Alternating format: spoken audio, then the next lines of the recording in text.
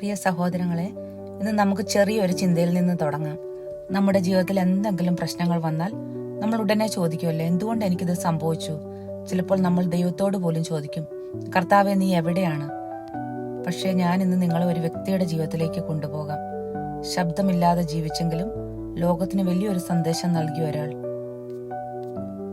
ഔസേപ്പിതാവ്. അവന്റെ ജീവിതം നമ്മൾ ആഴത്തിൽ ചിന്തിച്ചിട്ടുണ്ടോ?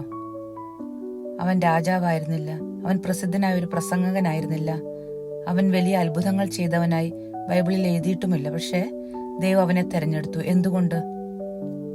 കാരണം അവൻ വിശ്വസ്തനായിരുന്നു. ദൈവത്തിന് വലിയ കഴിവുകൾ വേണ്ട, വിശ്വസ്തമായ ഒരു ഹൃദയം മാത്രം മതി. ഔസേപ്പിതാവിന്റെ ജീവിതത്തിൽ ആദ്യ പരീക്ഷ എന്തായിരുന്നു എന്ന് നിങ്ങൾക്കറിയാവോ? മറിയത്തിന്റെ ജീവിതത്തിൽ സംഭവിച്ച കാര്യം അത് അവൻ മനസ്സിലാക്കിയില്ല. അവൻ ആശയക്കുഴപ്പത്തിലായി. അവൻ നിശബ്ദമായി വേദനിച്ചു. നമ്മളായിരുന്നെങ്കിൽ എന്തു ചെയ്യും? ചോദിക്കും, പരാതിപ്പെടും, വിവരണങ്ങൾ തേടും. പക്ഷെ ഔസേപ്പിതാവ് മൗനത്തിലായിരുന്നു. അപ്പോൾ ദൈവം ഒരു സ്വപ്നത്തിൽ അവനോട് സംസാരിച്ചു, ഭയപ്പെടേണ്ട. അപ്പോൾ അവൻ എന്ത് ചെയ്തു? അവൻ ഉടനെ അത് അനുസരിച്ചു. സഹോദരങ്ങൾ, ഇതാണ് ഔസേപ്പിതാവിന്റെ സന്ദേശം. ദൈവം സംസാരിക്കുമ്പോൾ വൈകാതെ അനുസരിക്കുക. പിന്നീട് കുഞ്ഞായ യേശുവിനെ രക്ഷിക്കാൻ അവൻ രാത്രിയിൽ എഴുന്നേറ്റോടി. ഇത് എളുപ്പമായിരുന്നു? ഒരിക്കലും അല്ല. അവൻ ഭയപ്പെട്ട് കാണും, ക്ഷീണിതനായി കാണും. പക്ഷെ അവൻ നിർത്തിയില്ല. സഹോദരങ്ങളെ, ഇന്ന് നമ്മുടെ ജീവിതത്തിൽ എന്താണ് സംഭവിക്കുന്നത്? ചില പ്രശ്നങ്ങൾ വന്നാൽ നമ്മൾ തളരുന്നു, നമ്മൾ അവിടെ വെച്ച് നിർത്തുന്നു, നമ്മൾ ദൈവത്തെ പോലും വിട്ടുകളയുന്നു. പക്ഷെ ഔസേപ്പിതാവ് നമ്മളോട് പറയുന്നത്, നിർത്തരുത്, ദൈവം നമ്മെ മുന്നോട്ട് നയിക്കുന്നു. ഇന്ന് ഈ സന്ദേശം കേൾക്കുന്ന നിങ്ങളിൽ ആർക്കെങ്കിലും ഒരു വലിയ ഭാരം ഉണ്ടാകാം, ആർക്കെങ്കിലും മനസ്സിലാകാത്ത ഒരു വേദന ഉണ്ടാകാം, ആർക്കെങ്കിലും ഒരു മറുപടി കിട്ടാത്ത പ്രാർത്ഥന ഉണ്ടാകാം. പക്ഷെ ഞാൻ നിങ്ങളോട് പറയാൻ വന്ന ഒരു വാക്കിത്ര മാത്രം: ദൈവം മൗനത്തിലാണ് പ്രവർത്തിക്കുന്നത്.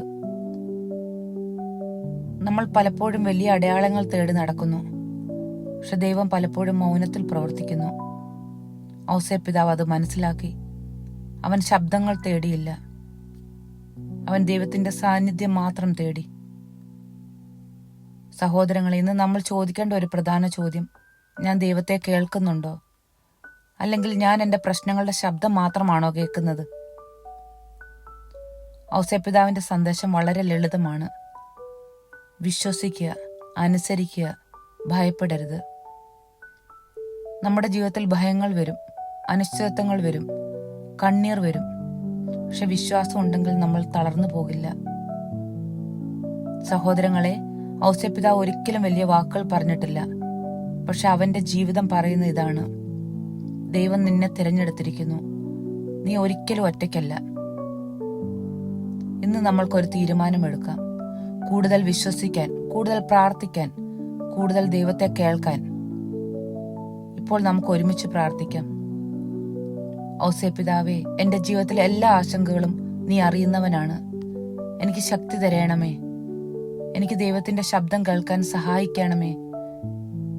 എനിക്ക് ഭയമില്ലാതെ മുന്നോട്ട് പോകാനുള്ള ധൈര്യം തരണമേ. ഞങ്ങളുടെ കുടുംബങ്ങളെ കാത്തു സൂക്ഷിക്കണമേ. സഹോദരങ്ങളെ, ഇന്നു മുതൽ നമുക്ക് പരാതിപ്പെടുന്നവ കുറയ്ക്കാം, പ്രാർത്ഥിക്കുന്നവ കൂട്ടാം, വിശ്വാസത്തോടെ മുന്നോട്ട് പോകാം. മൗനത്തിൽ ജീവിച്ചെങ്കിലും ലോകത്തെ മാറ്റിയ ഒരു വലിയ വിശ്വാസം, അതാണ് ഔസേപ്പിതാവ്. അവന്റെ ഇടപെടൽ നമ്മുടെ ജീവിതത്തെ നയിക്കട്ടെ. നമ്മുടെ വീടുകളിൽ സമാധാനങ്ങൾ നിറയട്ടെ. നമ്മുടെ ഹൃദയം വിശ്വാസത്തോടെ നിറയട്ടെ. പിതാവിന്റെയും പുത്രന്റെയും പരിശുദ്ധാത്മാവിന്റെയും നാമത്തിൽ ആമേൻ.